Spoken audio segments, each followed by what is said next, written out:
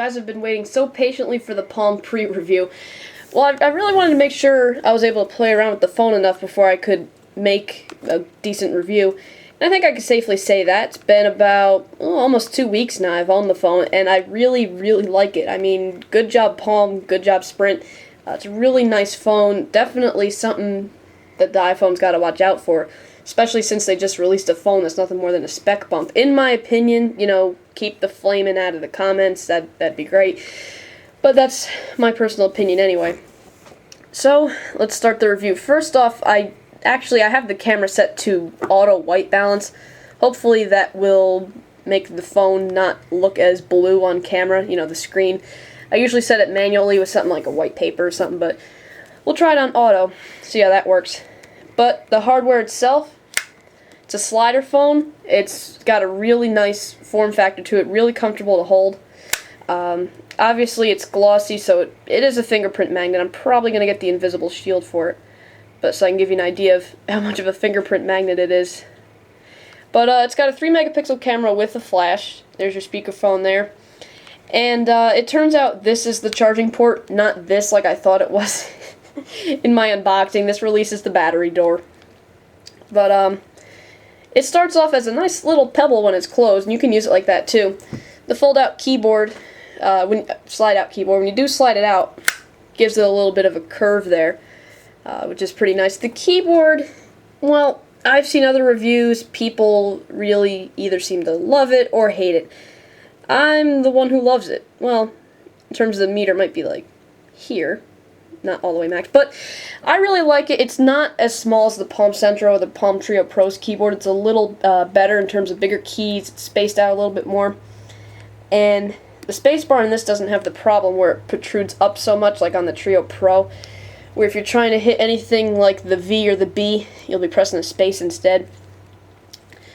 I also saw on Gizmodo.com they didn't like how sharp this was. It's not really sharp. I mean, you can't like accidentally cut yourself on it or anything. Crap! No, just kidding. You can't accidentally cut yourself on it, and Gizmodo went even as far as to showing a video where the Pre was slicing a block of cheese. But I don't know. They say it was overly sharp. I don't notice it when I'm text messaging. The keyboard has got a really nice gel feel. It's really comfortable to use. But enough about the keyboard. Go ahead and have it closed now. Yes, that is my dog, Lily. Now, this isn't a trackball like some people think. It's just a home button. And right under the screen, between the bottom of the screen and the home button, you've got your gesture area. See, I just did a back gesture. It didn't do anything, so I'm not in any program right now. But you can see it did recognize it. If I did a forward gesture, it recognizes that too. It even lights up just if your finger's in it. Kind of cool to see it glowing there. I like just showing off the gesture area to people when they first see this phone. Now, if you slide up from the gesture area onto the screen, or if you just press this icon here, you'll get your main application screen. I mean, I know shifting from screen to screen here is a lot like the iPod, but I guess there's only so many ways you can do it, huh? So, first one all the way on the left, got web, camera, photos, basic stuff. I have a few downloads from the App Store, like Connect4, Tweed for Twitter, a Craigslist browser, Pandora. I'm not sure. Oh, I know why I downloaded it. I'll get into that later. Where? Then you got YouTube, Amazon, Sprint Navigation, PDF Viewer, NASCAR, which I don't want that, but it won't let me delete it. Look at this. Hold on.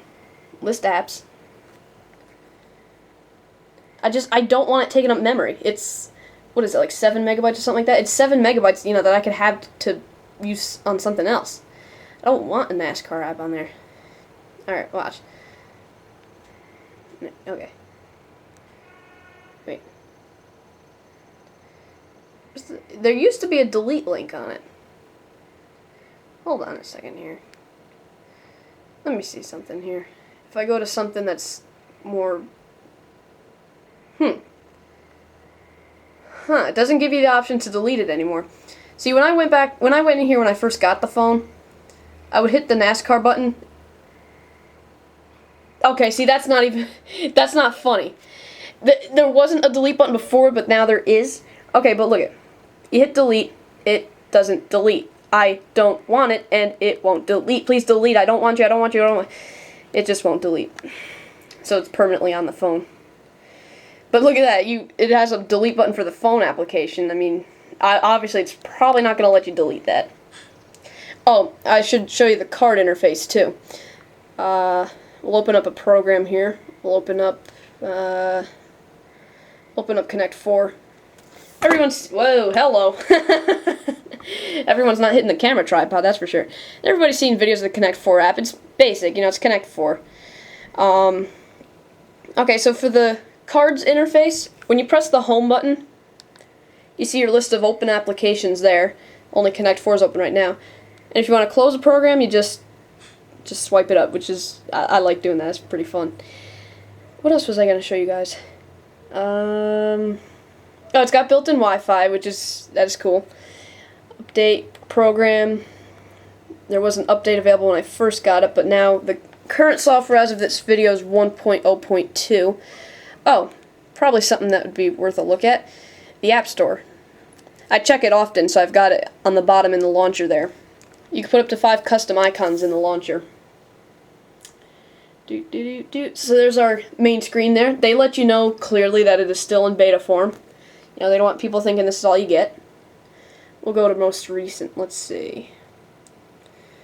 Nothing more than some updates to 2 programs I don't have, the Missing Sync and Fandango. If they update a program, it shows up like it's a new one, which is actually, it's kind of nice, but, I don't even have those programs, so it doesn't really bother me too much. Now let's show off the camera on it a bit.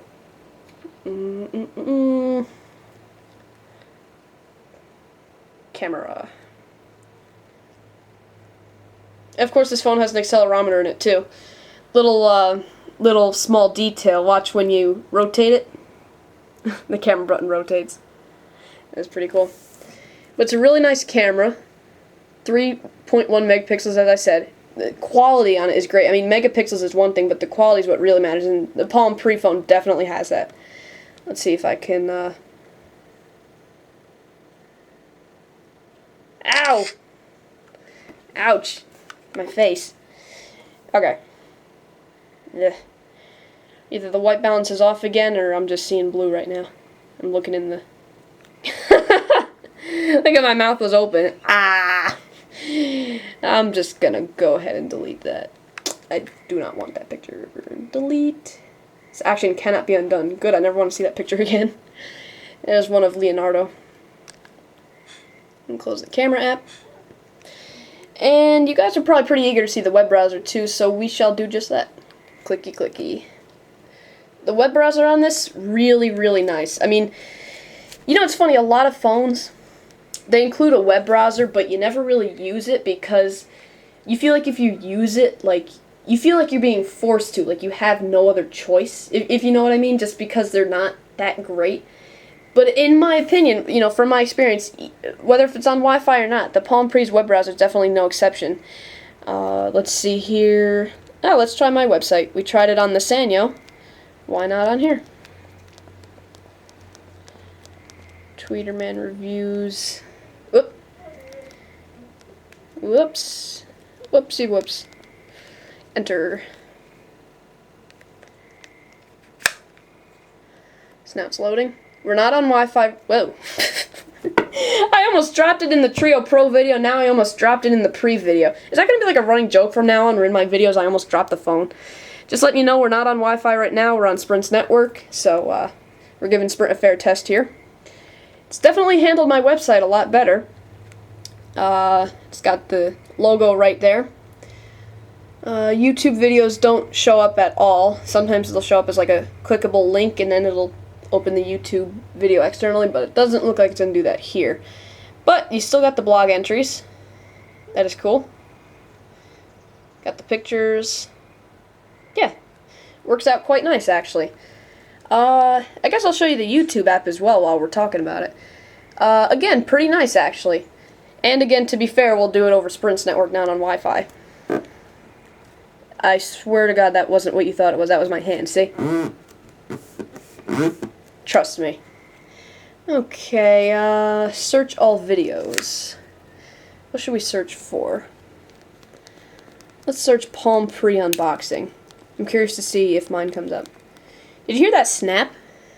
That was the phone. I think it was the battery cover snapping in all the way. Let's see how far away mine is from the top. Ooh,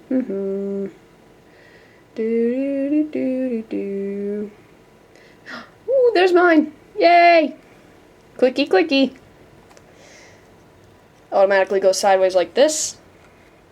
You could close that, but I kind of like having it open with YouTube videos. It's like a convenient way to hold it without blocking the screen, if you know what I mean.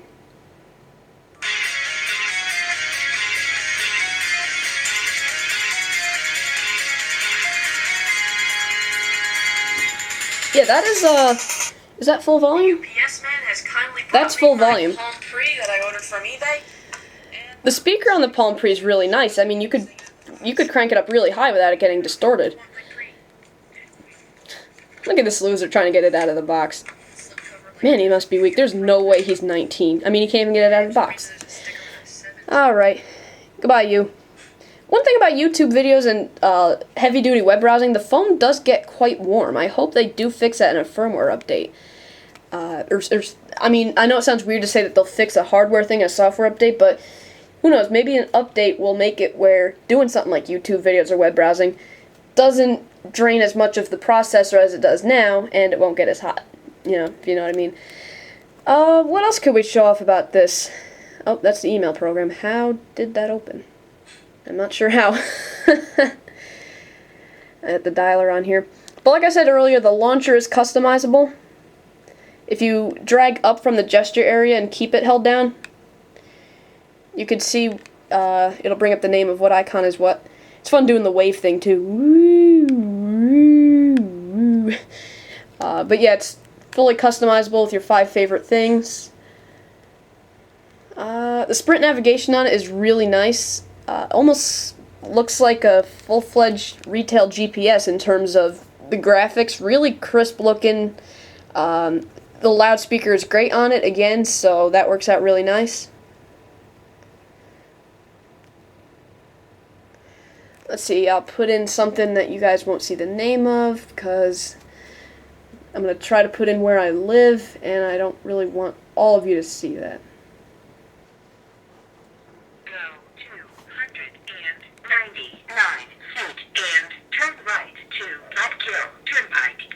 Yeah, so the graphic... Now off track. Don't tell me I'm off track, you're off track. Rerouting. It's really confused because I'm already there, but... Route. So you can see what it looks like there. Away with you! Okay. Tap to return to navigation. No, I don't really want to, thanks though. Wait, so is it still... No, I thought it was still open in the background. So that's kind of cool. If you still got the navigation card open, but in the background but still open, you can tap that and then it'll go right back to it. So if you had to check something online about somewhere where you were just now approaching in your car, that is pretty cool. Is that the last of what I could really show you? I mean, I showed you guys the major stuff. The App Store, the camera, the YouTube browsing on it. Oh, one more thing I wanted to talk about.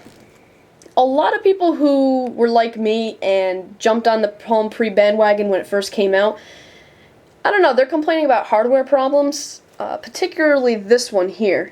This is why I have Pandora on mine, because Pandora allows you to really see it. Some people complain of discoloration down there, which you can see it, especially if the phone gets warm. You see how kind of the light leaks out of there? I don't know. It's definitely not in the program, because when you bring it into card view, the discoloration's not there. But let me give you one more example I noticed. In the App Store,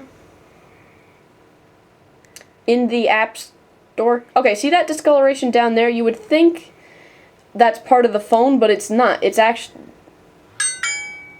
my internet went down to 1x for some reason. But the discoloration that you see down there, like you see on the R in Recent where it gets like dark blue, that follows the card, so that's not the hardware, that's the card. So I don't know, the hardware problems, I don't know, some people really see it, some people don't. Holy crap, the phone is getting really hot. Oh well. That's about all I could say for the Palm Pre. Like I said in the beginning of the video, you know, Apple, iPhone, you know, heads up, Palm Pre, once their app catalog gets loaded, I mean, you better watch out. A lot of people are complaining that there's not a lot of apps in the Palm Pre's App Store yet. Yeah, well, remember, the software development kit hasn't really officially gone out yet for the Pre, and the original iPhone didn't even have an app store until the iPhone 3G. So, I don't know what people have to complain about. Also, not to mention, like, 50% of all the apps on the iPhone App Store have to do with farts. But that's my opinion. Again, please keep the flames out of the comments because you're only starting wars. But that's about all I can say for the Palm Pre. So again, thanks for watching, and I don't know if you're thinking about buying it. I'm just hoping my reviews maybe help you make that decision on your own.